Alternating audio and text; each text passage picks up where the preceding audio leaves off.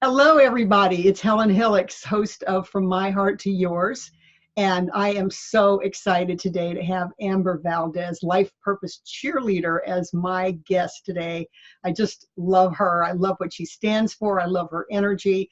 I love everything about her. And I'll tell you a little bit more about her in a minute, but I wanted to preface it all with this is part of the series about being yourself. Finding yourself, being yourself, and understanding how to be yourself, even in a world that keeps telling you not to. And that is one of my biggest pains, for everybody, is that we live in a world that keeps telling us not to be ourselves, that values things that you are not or don't aspire to be or whatever. And we are so pressured into being those things. Don't say that, don't say this, don't look like that, don't say that, don't be that, all of that kind of crap. And I remember when my daughter was in second grade and I was in there volunteering, and I saw on the wall this little sign that said, if you don't have something nice to say, don't say anything at all. And I thought, oh shit, they're still doing that. I'm 69 years old and that's what I was taught, but I thought 47 years later that surely we were beyond that, but we weren't. So we're still struggling to be in a society that tells you one thing and then expects something else. So that's the whole theme topic of what we're talking about today. And I want to tell you a little bit about Amber. Amber Valdez is a former TV personality and NFL cheerleader turned life purpose cheerleader. Now that may not seem like a good, easy segue, but Amber's done it. She's an author and speaker who is leading 1 million+ Lightworkers to love themselves, own their worth, so that they can get paid for their purpose and change the world. And that really touches me, because those are the only people I want to interview on my show, are people who want to make a difference in the world and who want to help people love themselves more. And that's what Amber's all about. Her book, Sticky Affirmations to Live Your Purpose, went #1 on the Amazon bestseller list. Amber serves an international tribe of light workers, including coaches, healers, and entrepreneurs. She's the creator of the Lightworker Mastermind, the Turn Your Crazy into Your Purpose virtual program, and Let Your Light Shine Live, a live video boot camp that teaches leaders how to own both their light and dark and shine it authentically online. And I want to put in a plug here that one of the things that made me fall in love with Amber a long time ago was watching her live videos. She is really a queen of doing live videos because of the authenticity, the vulnerability, the creativity, the spirituality, and the depth of character that always come through from your live videos. So don't miss out on Amber's live videos. Amber's committed to being the cheerleader for others that she never had, by leading them to get paid for their purpose, by using their unique gifts and medicine. Amber is here to remind every soul that they matter, they are worthy, and their purpose and life matter, and light matter too. I just practically cry when I read about that, because I can feel it. I can feel the authenticity, Amber, and the one of the lines that really jumps out at me is that you want to be the cheerleader for others that you never had. So say hello, and then I'd like you to tell us about your life, including that part about why you want to be a cheerleader for others and how you never had it. Thank you so much, Helen. I'm so honored to be here. And I just think you're amazing, and I adore you. And I'm just so grateful that there are podcasts with this much depth and this much thought into the messaging, and the conversation that you're evoking is just really beautiful and inspiring and exciting to get freaking real. And I love that about you. So hi guys, I'm so grateful to be here today and just to dive in and share. And, thank you for getting that statement, being a cheerleader for others that I never had. You know, I really think that starts off with my childhood. I grew up in a super abusive home, verbally, emotionally, physically. My father was an addict. My mom and dad were on and off my whole life. My mom, you know, did the very best she could as a single mom, with some borderline personality disorder, which is a cross between borderline and schizophrenic. So I was kicked out the first time at 4 years old. I remember my clothes being thrown on the yard of my grandmother's house. Oh my So God. yeah, I am, as a counselor, I am like already blown away by your story. I yeah. mean, it's I don't share that unbelievable. part too much, but I felt called to share that. Oh my God, it's so touching. I mean, talk about an unsafe container. Yeah. You've got insanity and addiction married. Yeah. Thank you for highlighting that. So yeah, so 4 years old, you know, started living with my grandmother, and then it was just a really rocky childhood, you know, and, my mom felt like my worst enemy, you know, and your mom is supposed to be this person that's like cheering you on, but it almost felt like anytime I would do well, she would try to sabotage it. And, you know, that we could go down that whole path of like, you know, mentally ill, but it's real, you know, and it really does affect people when you have a parent that's supposed to be your stable, safe zone and they're emotionally unstable. They project all that onto you, and your sense of reality is very skewed. So I grew up really realizing that if I wanted to do something, I had to do it on my own. I was told how broke we were, how we couldn't afford it my whole freaking life. We had food stamps, you know, we went to food banks sometimes. And I remember, you know, just thinking my dad, of course, is my hero, and he would come and try to pick us up on the weekends, and my mom would slam the door in his face and take the check. And, you know, so it was just this whole thing. And I just remember being kicked out so much in high school and middle school, and just always being kicked out. And Child Protective Services were in and out of the house. And at the same time, I was a cheerleader, right? And I loved to dance. Ever since I was little, I would dance and I would sing and I would make up routines. And as soon as I got to high school, of course, I tried out for the cheer squad. And so that took a lot of time out of the house, which was great. And so I was very overachieving in school. Every club I could be in, I was in it. From ASB to DECA, the marketing group, to softball, to volleyball. I was doing it all. Anything that could make sure I was at home the least amount of possible, which also had me doing the least amount of homework. I probably shouldn't have graduated high school, but my teachers knew what was going on at home, and I was a big advocate at school. They would come to me for fundraisers. Like, I was the go-to events fundraiser girl. And yeah, so my childhood was nothing but stable. And cheerleading was the one thing. My mom would go to school and try to get me kicked off my cheer squad at least once a week. So all the teachers were just like, oh my God, here she comes again. And, you know, my mom just was ill, and there was nothing anyone could do about it, with my dad being 2 states away and threatening to send me to my dad's and all the things. So, you know, so cheerleading was, go ahead. Let's take a pause here just for a second. Yeah. 2 things come to my mind. I mean, one is, what an amazing story, because you found, and this gives me goosebumps and makes me want to cry too, you know, is somehow the universe gave you a light that you could hold on to. And it does make me cry, you know, that you could hold on to. And it to me, that is such a beacon of hope to humanity, that I don't care how messed up, how fucked up your childhood is, if you can find that light and hold on to it, you can thrive. Yes. And that's what you did.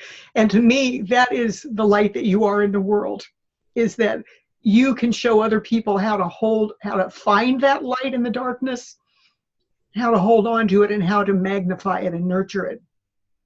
And the other thing that I wanted to ask you is, how did you manage that duality? That duality of looking and being functional and powerful in the social eye, and being completely devastated, vulnerable, abused inside. How do you manage that duality? You know, I think only 2 things really. Having a phone relationship with my father that was like a safe space for me to basically share everything, you know, and there's that. And 2, being a cheerleader. I mean, I had something, there was being a cheerleader, you're all seasons. So as an athlete, you're just usually for that specific season of that sport, but as a cheerleader, you're year round. So it was my space. I got to go every day after school, 5 days a week, and sometimes on the weekends, right? It gave me an out. It gave me an outlet. And I got to focus out on the wrestlers, on the volleyball players, on the basketball players, on the football players, no matter what season it was. I was busy focusing my energy on somebody or something other than myself. So I didn't have time. And, it's so interesting, when you talk about in your bio that you want to be the cheerleader for other people that you did not have. It's like in finding cheerleading, and it's so interesting because here again is that duality between this thing that people think is so phony and superficial, but it's not. You were using it as a spiritual and emotional sanctuary. Oh my God, I never looked at it like this. Holy smokes. And, you were using it as a spiritual and emotional sanctuary, Amber. And I've got goosebumps all over. Chills. I'm getting chills. Yeah, me too. You became the parent figure of all those athletes. You were taking a stand for them. Every day with every one of them, they could look to you, and you were taking a stand for them to do their best, to know that somebody cared about them, had their back, was cheering them on. And so from an early age, you were preparing for your purpose right now. On a spiritual and emotional level, you were doing it way back then. Thank you for mirroring this back to me, because like so many threads so many dots are being connected here, and just thinking about, you're so right. Like I didn't have time to really worry and stress about what was going on at home because I was so busy looking to help other people. And in that same space, I was able to focus my energy on joy, right? Which is why I'm such an incredible manifester. Like no matter how much shit you have going on at home, if you can just focus on joy and cheering and yelling and laughing and celebrating other people, that vibrational frequency keeps you safe. Exactly. I've got more goosebumps because you gave the light energy an anchor. That was your anchor for the light energy, so that the dark energy did not suck away your life force. You were able to anchor yourself in that light energy of dancing and joy and celebration and support. Wow. Thank you for mirroring this. Like I'm blown away by it now because it's making so much sense, because people are like, I don't understand why you're not more fucked up. Like you're not so screwed up. And I think like, I developed a lot later in school, and I still have, a smaller breast, like a double A. I have a very, a tinier breast. And a person. Yeah. And your breasts are perfectly in proportion with your person. Thank you. And I think I got my period a lot later, like my late junior year. So I developed a lot longer later, which also had me not get involved in sex, right? Not like running to that sort of comfort. Like me. So that was a blessing. And then my dad was an addict. And so he pumped into my head ever since I was a little girl, drugs are for losers, drugs are for losers. And so in high school, when drugs would come around me, I would be like, drugs are for losers. Like he really programmed me in a way where I was like, ugh, looking at these people. And I saw what the heroin and the meth did to our family and to my father. And so I was like, he was sober for the last 13 years of his life. My dad's on the other side now, but at the time I was so anti-drugs that my friends that would smoke weed in high school, like high school kids do, would like, don't tell Amber, she'll stop being friends with me. And they were right. I would have. I most definitely would have. I was very judgmental because that was what my dad said was wrong. And thank God I believed that, because, most kids that are going through severe abuse will turn to drugs, will turn to sex, will turn to these mischievous things to have an outlet. And so thank God, like cheerleading really did save my life. Well, again, it anchored you in the light energy. But I want to say something about that too, Amber, that you knew your dad was an addict, right? Yeah. So the other way that prepared you to be the awesome coach you are today is, even though you knew he was an addict, you loved him dearly, and he was able to support you, and you were able to somehow bridge that duality as well. And you say you judged people, but it really wasn't judgment. It was fear that it could happen to you too. And that ability to love an addict is an incredible power that you have now, that you don't actually judge those people because you know what it's like to love an addict. Which is a blessing and a curse. So having that severe abuse as a child, I became a codependent, and all of my boyfriends, literally my whole life, were addicts. So straight out the gate, 19 years old, drug dealer, drug addict. How can it be any different? Right? Then the next one, drug dealer, drug addict. Next one, sex addict. Next one, poker addict. Like, I was like the queen of finding the addicts, right? And finding a safe space for them. And because of that unconditional love. So yes, as a coach, beautiful. As a friend, beautiful. Exactly. As love relationships, not so beautiful. Not so right? good. You know when to say when. And so that pattern I had of like just dealing and seeing my parents always like, we're just trying to make it work, and hearing this programming like, oh, that's normal. And not really knowing when to walk away. And I never wanted to abandon anyone because I felt so abandoned by both my dad and my mother. And as I got older and did a lot more self-development, I realized a lot of this was from my mother abandoning me. I mean, she was the first one that kicked me out, and that kept going. So I never felt safe. So that belief of like, I got to be this perfect girlfriend to these people that aren't worthy of my love became a habit of like proving my worth to men, and not really just like going, hold on a second, I'm worthy.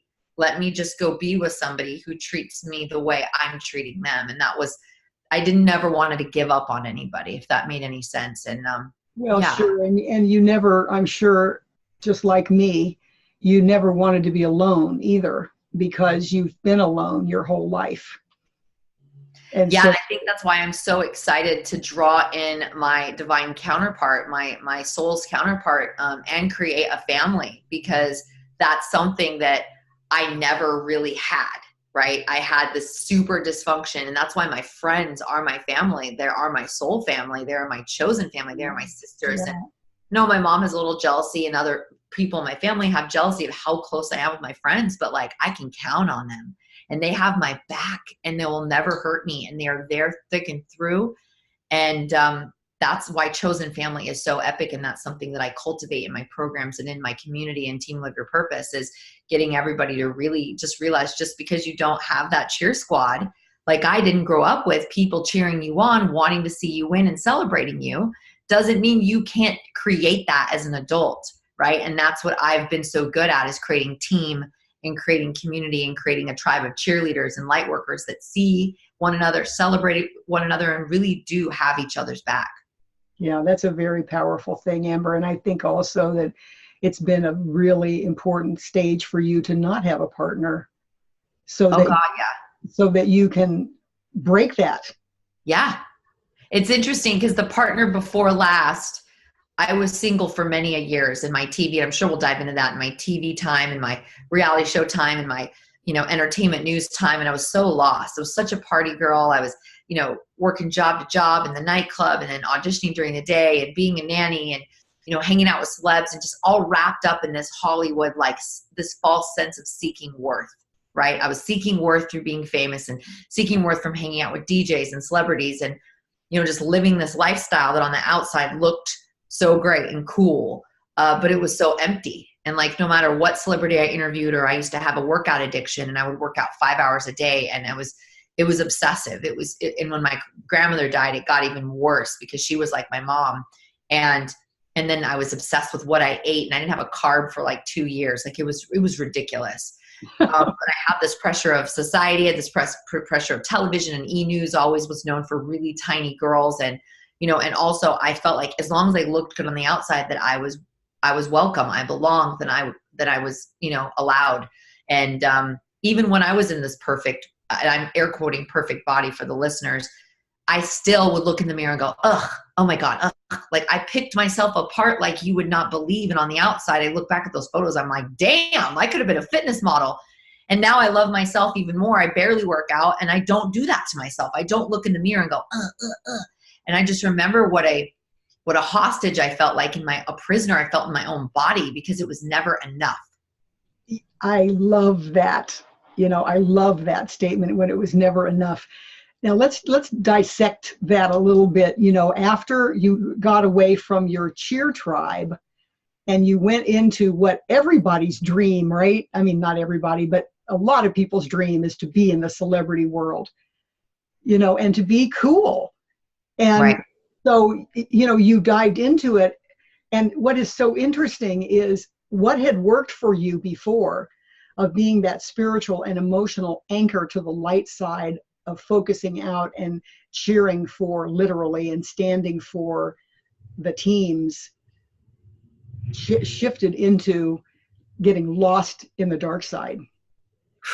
It's interesting because fresh out of high school, I got into electronic music. I got into EDM, and I went to my first rave at 17 years old, and I took ecstasy for the first time, and everyone was called Plur, Plur, peace, love, unity, and respect.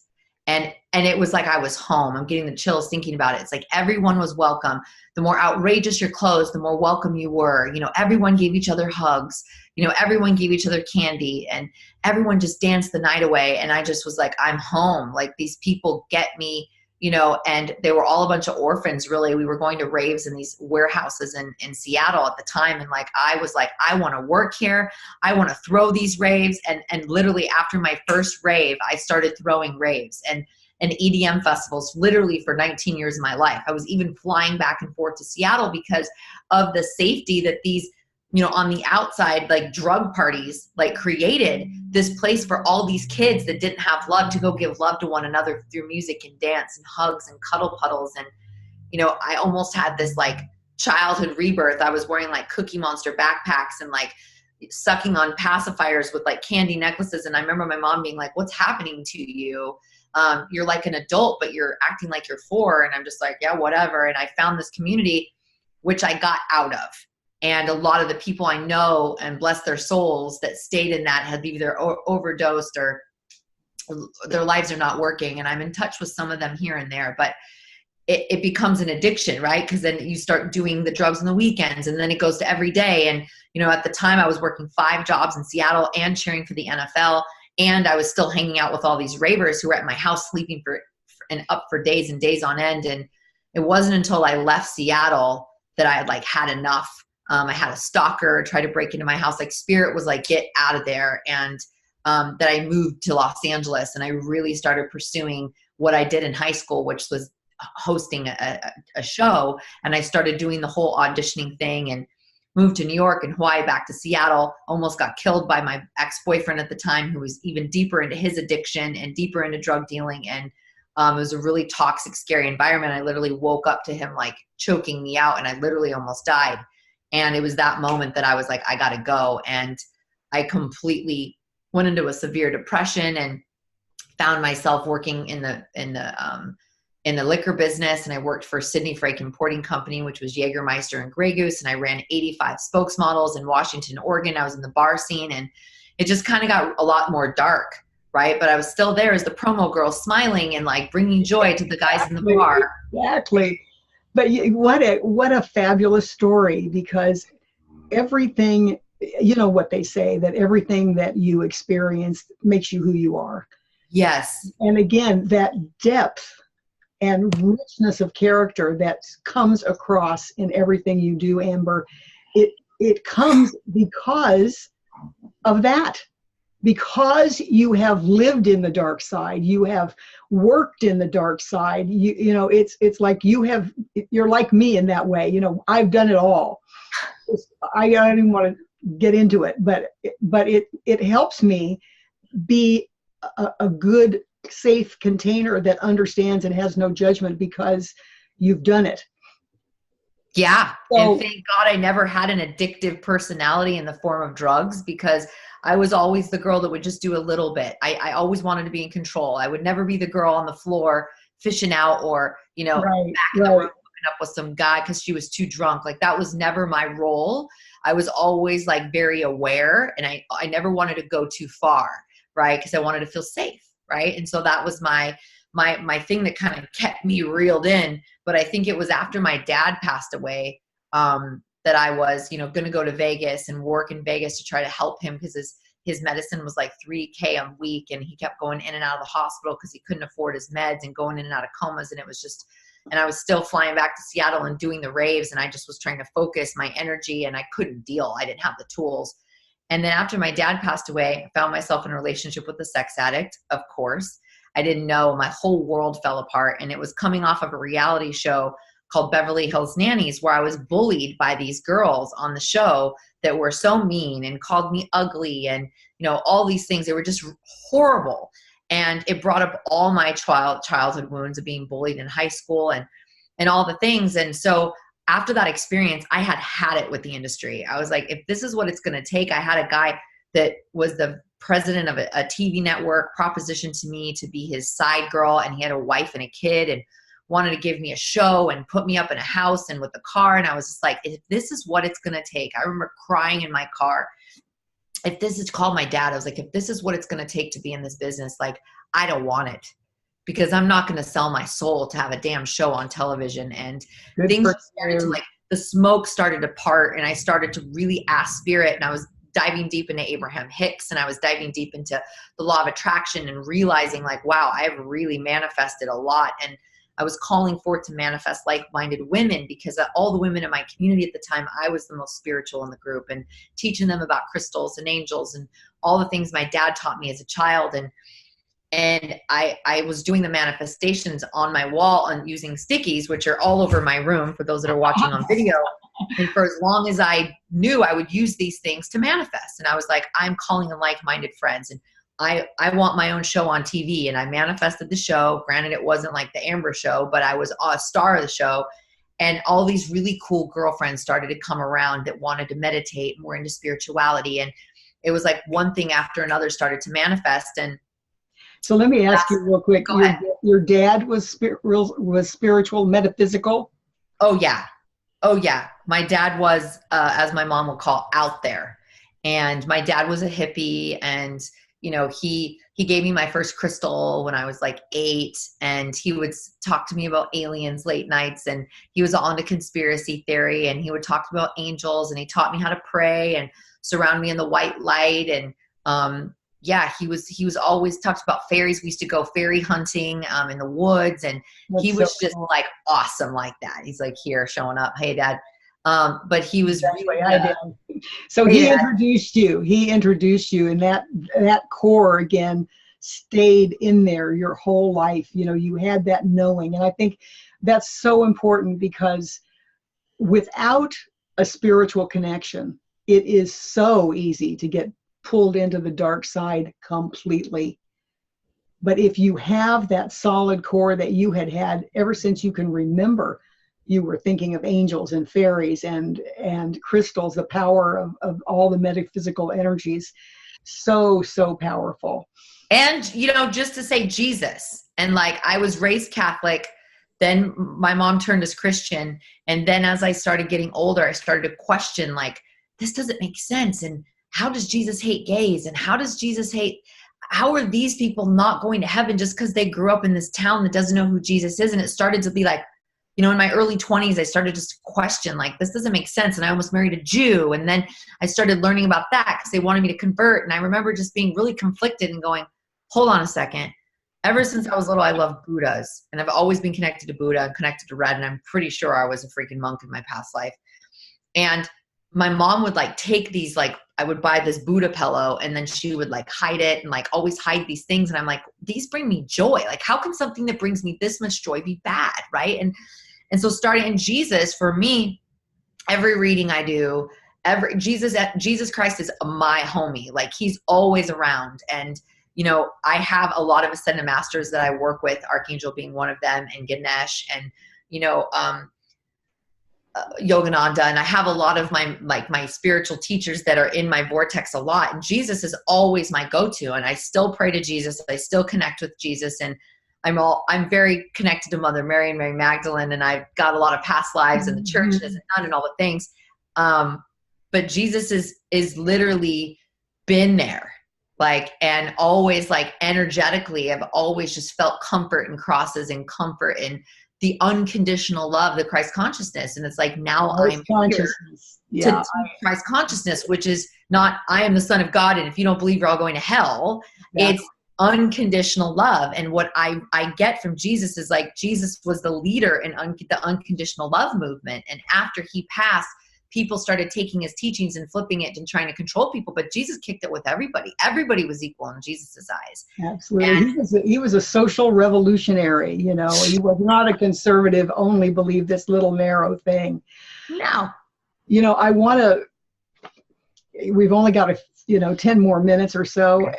I really, we'll stretch that, but I don't want to miss some of these juicy questions. Yeah. I want you to speak briefly about some of the specific challenges that you still carry, Amber, after all the amazing work you've done and, the amazing person that you've become. I know, again, as a counselor for 35 years, I know that you still have challenges, and I'd like you to speak just a little bit about that and about how you manage those and integrate them so that you continue to feel powerful and vulnerable at the same time. Thank you for asking that, because like we talked about earlier, I think so many coaches put on this persona that they've arrived and they don't have days. And for me, seeing this thread of relationship, and even as I mentioned, when my dad died, I had the sex addict. I literally had a breakdown on the set of E! News. My dream was dead to be a TV host. I didn't want to do it anymore. My dad was dead. My relationship was dead. And it sent me in a spiral, and I was suicidal again. And it brought up all the feelings of like, where do I belong? Right? I have no purpose. I have no worth. Like, what am I worthy of? And that running worth theme is why I teach, why my mantra is you matter, you're worthy, your purpose matters, because I never thought I mattered. I never thought I was worthy. And the relationships that I was, attracting up until just lately, and even still, are that vibrational frequency of still like, I'm not enough. Please, like, show me that let me find you who doesn't feel whole and complete. And I need you to be the one to validate that I'm worthy and complete. And so even in this last relationship, after the sex addict, I took like 2 years off and didn't date anybody. Then I dated a man for 3 years who was a narcissist, which I didn't even know that codependence attracted narcissists. So I was like, awesome. I didn't even know narcissists. Of course. So I've been out of that relationship for it'll be a year this month, April, which is so cool. And happy anniversary. Thank you. Hey, happy me anniversary. Right. And I feel like it's that self-worth thing, right? It's like, I just got wind that like he's getting engaged, and like, of course he is, because, going straight out of a 3-year into something else, because that's really healthy, and blessings to that. But like that was bringing up my self-worth again. Like, wait a second, I'm doing all the work. I'm the one that's wanted to be married. I'm the one ready to have kids. I'm an epic fucking girlfriend. Like, I'm an incredible being of light. I am making massive impacts on the world. Like, where's my king, and why am I not worthy? And then attaching this worthiness to like just the fact that my king is cooking, doing his thing, and getting in alignment with me in a perfect divine time. And I know he's around, and I know he's coming, and I don't have that lack of that. But what that patience and that trust is like, my struggle is continuing to trust and feeling safe. And like, I still lock my door like 1,700 times. I mean, I was almost kidnapped a bunch of times when I was little, and then having the stalker, and then, that safety and not having a dad on this planet right now, not having a man living in the house. And so it's like safety, still a big thing for me. Self-worth, knowing that like I am worthy as is now. And my last relationship was like, you need to be more fit, and you need to lose more weight, and you need to do this. And he was just always about my appearance, because of course he's a narcissist and he's obsessed with his own. But having these like relationships that are like, oh yeah, prove your worth, or clients, right, that agree to work with you and then don't want to pay because they don't feel it's worth it, right? So it's like manifesting these little things that you're like, okay, this actually has nothing to do with me, and seeing how you can look at it and then do your practices. So this last week I was in breakdown for a day and a half. And that's a short window for me. That was actually a long window, but it used to be weeks. My family let my ex in their house. He decided to swing by their house. And my family knows that he verbally, mentally, emotionally, and, abused me, my pets, physically and financially. They know this.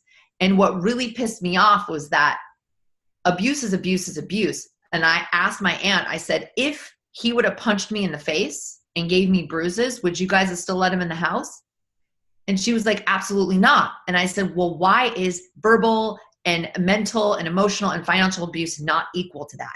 I said, the bruises can heal, but this stuff has taken me a year of like deep soul healing work. And she was like, wow. And that story that no one has my back. And I went into breakdown because I was like, who has my back? And I played the victim for a good hour. And I was like, just let me speak to my aunt because she felt attacked. And I was like, look, like, who has my back? If my dad was here, he would have probably punched him in the face or gave him a stern talking to. But yet my godfather and you let him in the house, give him a beer and make him food. And who's going to stick up for me? And so I had to face off with the fact that like, they don't have the tools. They don't have the training. They're people pleasers. Right. And they were caught off guard and, you know, they don't want to rock the boat and all the things, and also love them anyway, love them knowing they have my back in the best way they know how. Right. And also realizing that like, it's not their job to protect me. It's not their job to keep me safe.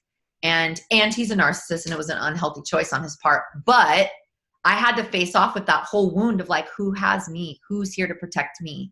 And feeling like I don't have anyone. You know, and then back to how do I anchor myself emotionally and spiritually back into the light? Yes. You know, that's where Christ consciousness comes in and, you know, all of that. But it's so hard, you know, it's like, I can't snuggle up to Christ consciousness. You know, I can't be held by Ganesh or Buddha or Yogananda. You know, it's hard to really anchor ourselves in that I am standing up for me. Yes. You know, I'm the only one that I need to stand up for me. Yes. Because if we don't get to that place, and that's, I know that's your challenge right now before you find your soulmate or however you name him, you know, is to really believe that in your soul, because otherwise, you know, you'll just attach that to him, even if he's a nice guy. Exactly. You know, we can't attach that to him. No. So, and bringing it back to source. And I just want to say, like, dropping into meditation and dropping into more prayer and, you know, connecting back to God and remembering that, like, God's got my back, you know, exactly. God orchestrated all of this, even his announced visit. Like, it was all orchestrated for me to, all those wounds came back up again. So I had to hold myself so I could be surrounded in the divine white light, so I could choose to connect deeper with God and trust that, and be grateful for all the lessons and all the pain and all these things, that it's making my soul and my spirit even stronger.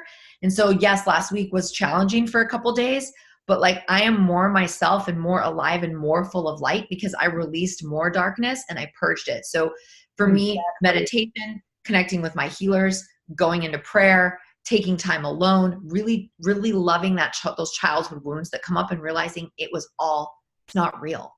Like, I'm not abandoned. God has my back. I have my back. My friends have my back. They have my back in the best way they know how. It's not black or white, and he can't hurt me. And I'm good and I'm safe. And so that continues to be the practice, is using these tools that I preach and surrounding myself with a beautiful, loving tribe that holds me in that and reminds me, this is not who you are. The old Amber cared. The new Amber doesn't. Your ego cares, but your soul doesn't. Exactly. I love that. And I want to emphasize two things. Love that your ego cares, but your soul doesn't. And the second thing is your commitment to use pain to feed your power. Yes. In the best way, not an ego way of, you know, fuck all you all, I'm good. No, it's what can I learn on an emotional and spiritual level from this pain? And yes. if you can teach that, you know, to your million people, you know, it's like that. If we could all learn that we can that every moment can be an opportunity for transformation.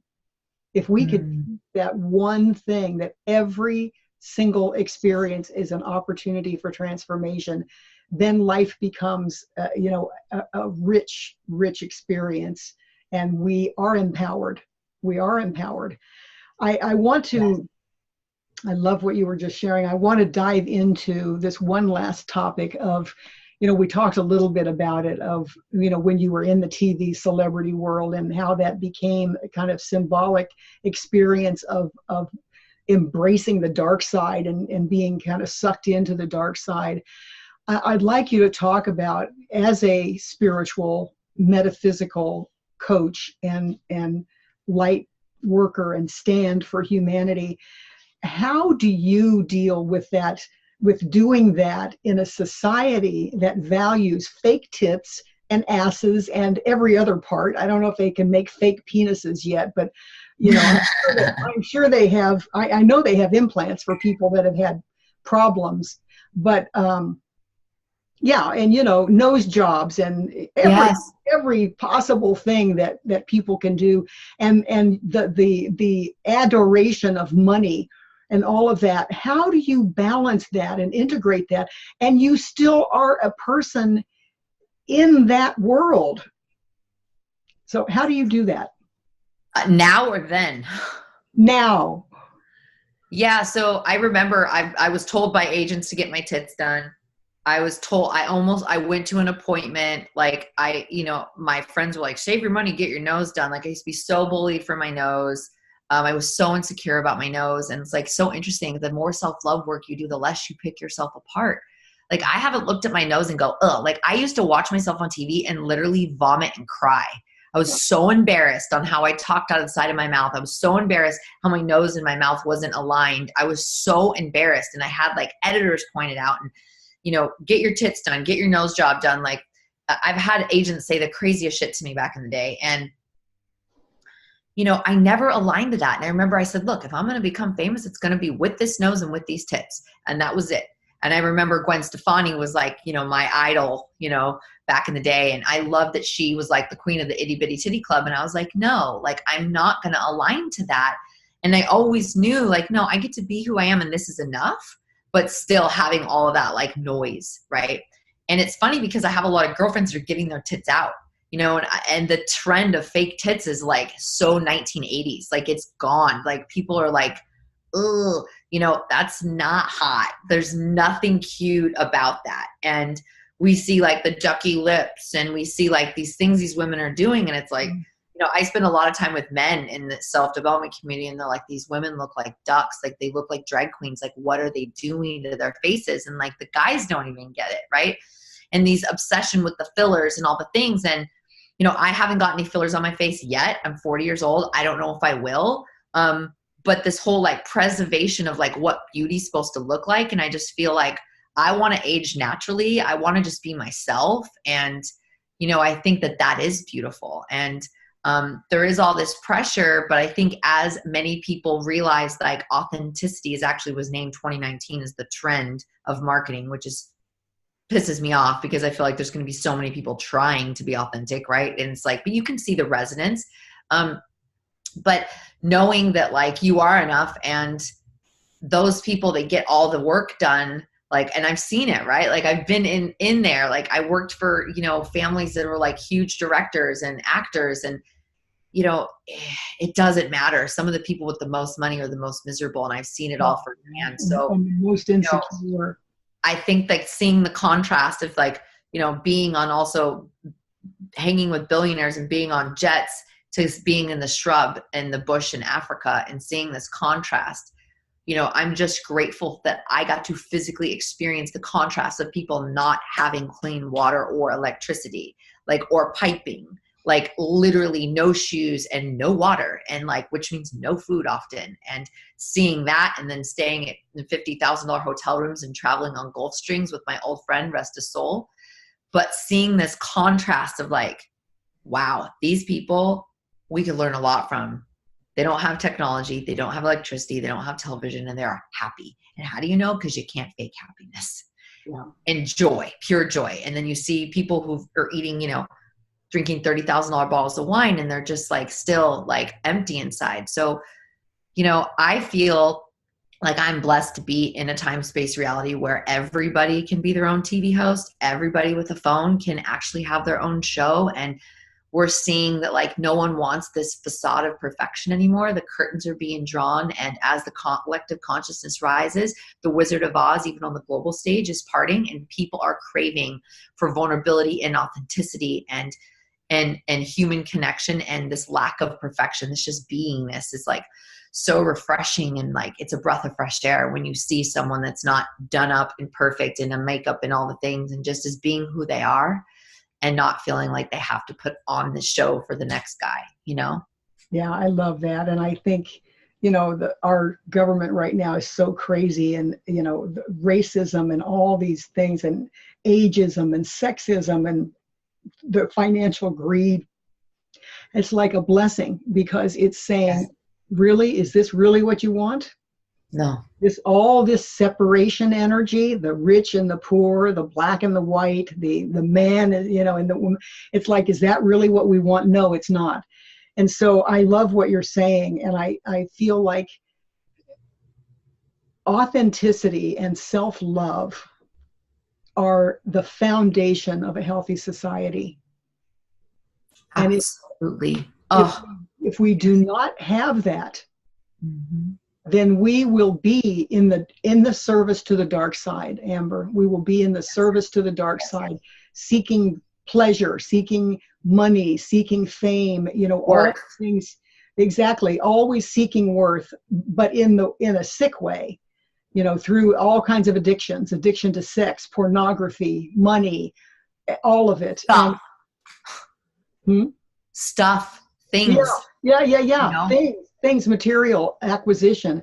And so I really appreciate what you're saying. And again, that's my tribe, are all the people that want to change our society by changing our hearts. I mean, that's what my intro says on my podcast is, my commitment is to heal the world by changing our hearts, change the world by healing our hearts, is what it says. And that's what you're doing. You're helping to change the world by healing the hearts of humanity, one person at a time and one group at a time. And you're going to be speaking in front of larger and larger and larger groups as you rise, and you are going to rise because you're the real deal. Thank you. And I just want to thank you so much. I want to leave us on that note, about this is the purpose, is to change the world, because the world gets to change away from the incredible pain of competition and greed and addiction and all the things that humanity has come to. We get to change that by going back to the core things of spiritual connection to the universe, of loving ourselves and loving one another. And again, that's what you're all about. And I love that. And I love you. And I want you to tell the audience about all the cool things that you're doing, how to reach you, all that good stuff. Oh my God, I love it. It's just think of the Marianne Williamson book, like Return to Love. It's like, if everyone could just learn to love themselves, everything you just spoke about wouldn't be an issue, because everyone's searching for that. And I love that she's running for president. I mean, we'll see. We'll see how she does. Win, but it just blows my mind. I mean, that's a statement right there. Anyway, go ahead. Yeah, return to love. Love is the answer. It's not just a cheesy bumper sticker. And I just want to say one more thing that's really alive for me. I have a client who was called fat when she was 4 or 5 by her aunt. And it came up the other day during a session. And I was like, what kind of sick human being calls a 4 or 5-year-old fat? And then I just started to think about most people in society are projecting all that onto these poor kids who are just like, I'm just 5 over here. I'm just being 5. And like, if that woman doesn't feel love, and that lack of love has her treating others. And so like, I love your mission, and thank you for really realizing like that one thing would change everything. And my client said to me, well, you don't look through the world with those lenses, because you do have unconditional love for everyone. And that is needing to be taught. It is needing to be taught, unconditional love. And that's really the Christ consciousness, because once you love yourself, you love everybody. You stop picking everyone else apart when you stop picking yourself apart. It's one of the same. Right. All bad behavior, including calling someone fat, comes from self-hatred. There you go. So me, Life Purpose Cheerleader on Instagram, Life Purpose Cheerleader on Facebook, lifepurposecheerleader.com. Let Your Light Shine Live is my live video boot camp. It's so much fun. We take you through the shadow. You learn to love all yourself so you can unapologetically show up powerfully on live video, so you can build your businesses, build your tribe, get your message out there without any any censoring. So you can be the real you and shine your light like the lighthouse so all those can find you. So that course is coming up. Probably my 4th one will be around, I don't know, maybe June, probably July, because I'll be in Ireland. I'm going to Ireland as of this morning. I'm going to the sacred land. We're bringing 111 light workers from around the world to do deep healing with the divine feminine, calling all the goddess energy in the heart of the world, Ireland. So if you feel called, get at me, because that trip is going to be wizards on, I want to say crack, but I don't want to say crack. Wizards on fire. On fire. And we're actually creating a fire. Like I can't even. Super woo-woo. I'll be in Australia the whole month of May. With my friends Preston Smiles and Alexi Panos, coaching their bridge experience. We're doing the tour there. I'll be doing a Lightworker full day activation, intending 111 people. So if you're in Australia, you want to get to that, love to have you. And then the Turn Your Crazy into Your Purpose boot camp are for people who are looking to get that clarity on their purpose. And it starts with deep levels of self-love, self-care, morning ritual, joy, gratitude, all of the practices I use to actually build my business and get clarity on my purpose. I'm just paying forward.